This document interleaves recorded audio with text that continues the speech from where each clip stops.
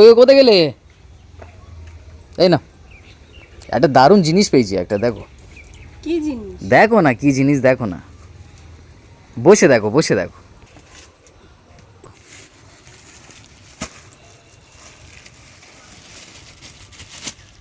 এটা কি মাছ?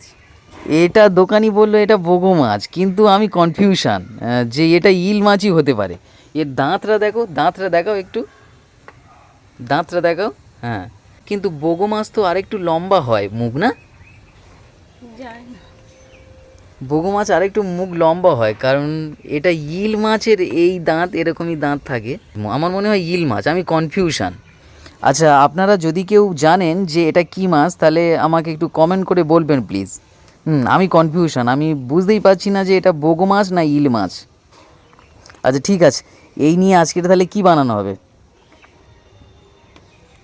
ভাবি, ভেবে তারপরে বানিয়ে দেখাবো। আচ্ছা ঠিক আছে, ভাবো তুমি তাহলে, ভাবার সময় দিলাম।